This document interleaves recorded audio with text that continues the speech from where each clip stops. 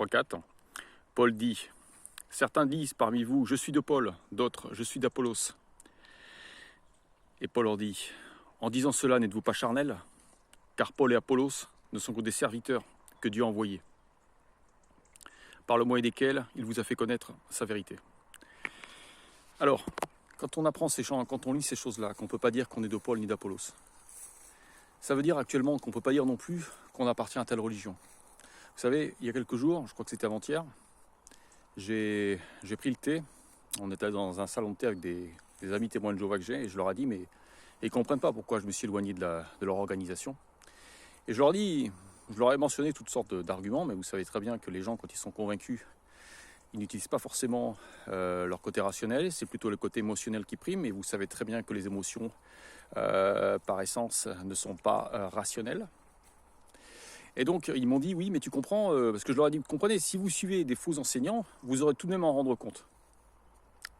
Si vous croyez leurs enseignements, ce sera votre responsabilité. Ils m'ont dit, non, ça ne sera pas notre responsabilité, ça sera leur responsabilité à eux, eux seuls seront jugés, et nous pas, parce que nous aurons fait preuve d'obéissance vis-à-vis de nos anciens. Là, Paul dit précisément le contraire. C'est-à-dire que cet argument de dire je suis de Paul, je suis d'Apollos, à l'heure actuelle, certains disent je suis des témoins de Jéhovah, je suis des juifs, je suis des catholiques, je suis des protestants, je suis de qui que ce soit, et blablabla. Ce sont que des hommes. Ces religions ne sont que des hommes au final. Ce qu'on vous demande, c'est pas de croire des hommes. C'est ça ce que les personnes ne comprennent pas. Ça sert à rien de défendre une religion bec et ongle, comme un parti politique, comme une équipe de foot, ou comme un club de cricket, ou un club de je sais pas moi, de paintball. C'est-à-dire, vous pouvez avoir toutes sortes de clubs avec des égrégores. Ça s'appelle des égrégores. Les égrégores, c'est pas ce qu'on vous demande. La Bible vous dit, il faut suivre seulement les enseignements du Christ. Donc, quand vous avez des personnes qui rajoutent des enseignements en plus de ce qu'a dit le Christ, qui vous inventent des théories, des prophéties, des interprétations, qui vous donnent des instructions qui ne sont pas bibliques, et vous font croire que c'est parce qu'ils sont inspirés de toutes sortes de bonnes raisons. Vous savez, dans la vie, vous pouvez trouver des gens très bien, des gens très gentils, des gens très pacifiques, des gens qui ont l'air, qui vont vous faire croire qu'ils vous aiment. Mais c'est pas parce que c'est comme ça qu'automatiquement ce sont des ouvriers de Dieu. Et c'est pas parce que vous les suivez qu'après vous ne pourrez pas en porter la responsabilité. Donc vous ne pouvez pas être ni de Paul ni d'Apollos. Vous ne pouvez être que de Jésus. Et ça, il faut le comprendre. Les personnes, à l'heure actuelle, on vit dans une société de la permissivité maximale, où les gens sont tellement flattés par la richesse et par toutes sortes de choses, par les médias, par maintenant les comment on appelle ça, vous savez, la réalité, les reality shows, tous ces trucs-là, où finalement les gens se prennent pour des stars, se prennent pour des petits rois. D'ailleurs, moi, ça m'amuse beaucoup, parce que quand je sais pas si c'est comme ça chez vous aussi, mais je remarque que maintenant, les gens se prennent vraiment pour des petits rois, et c'est la permissivité maximale. Ils vous voient votre voiture, quand ils ouvrent leur portière, c'est bien grand, ils font même pas attention à vous à côté. C'est eux d'abord, c'est eux de toute façon, ils ont raison. Vous avez rien à leur dire. Bon, peu importe. La société est faite comme ceci maintenant, où c'est le monde des petits rois, des petites reines. Voilà, donc je vous dis tout de suite, c'est pas comme ça qu'on pourra entrer dans le royaume de Dieu. Le royaume de Dieu est réservé aux disciples du Christ, à ceux qui obéissent au Christ, qui imitent l'exemple du Christ. Parce qu'il ne s'agit pas, il y en a beaucoup qui vont vous dire, oui, il suffit simplement de croire au Christ et puis on aura la vie éternelle. Oui, mais Paul disait très bien en Romains que, et d'ailleurs c'est étayé également par Jacques, que la foi sans les œuvres est morte.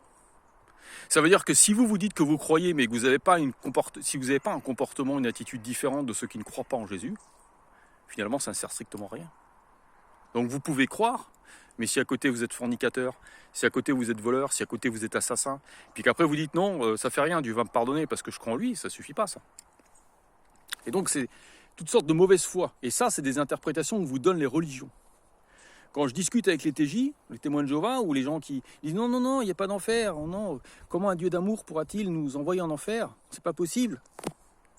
Mais Jésus a été très clair, il a dit la cognée déjà au pied des arbres. La cognée déjà au pied des arbres, la hache est déjà au pied.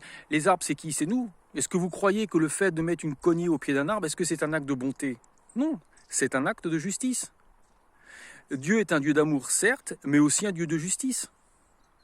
Et je suis très étonné, et ça c'est mon point de vue personnel, mais bien sûr, beaucoup me diront que je ne dois pas croire à l'enfer, très bien. Mais je réitère, si vous ne croyez pas en l'enfer, comme disent les proverbes, celui qui connaît son châtiment, celui qui connaît le châtiment, modère ses actions, en tient compte dans sa vie. Mais si les gens, vous leur dites que quoi qu'ils fassent, il n'y aura pas de châtiment, ils vont simplement disparaître, ils vont simplement mourir. Moi, je voudrais qu'on m'explique à quel moment Jésus en a parlé de ça. Parce que, je veux dire, à un moment donné, il faut se dire, est-ce que c'est la parole de Jésus qui prime ou est-ce que c'est les paroles de monsieur de telle et telle confession, de telle personne, de Charles Taze Russell? Est-ce que c'est Charles Taze Russell qui a raison ou est-ce que c'est Jésus qui a raison quand il parlait des pleurs, des cris, des grincements de dents? Ou est-ce que c'est monsieur Charles Taze Russell qui vous dit non, il n'y a pas d'enfer, c'est pas possible, un Dieu d'amour? Les gens qui n'ont rien compris. Combien de fois Dieu a-t-il puni les Juifs avec des massacres horribles? Comment Dieu, qui est un Dieu d'amour avec son peuple, a-t-il pu permettre que son peuple soit écorché vif par les Assyriens? Je vous pose la question. Mais peu importe. Voilà. Donc en gros, ne soyez ni de Paul ni d'Apollos. Soyez de Jésus, ne faites partie d'aucun égrégore. Ne vous laissez pas piéger, s'il vous plaît. Que la grâce de Jésus soit avec vous, qu'il vous guide, qu'il vous protège. Beaucoup de bénédictions, je vous aime. Et je vous dis à très bientôt. Au revoir.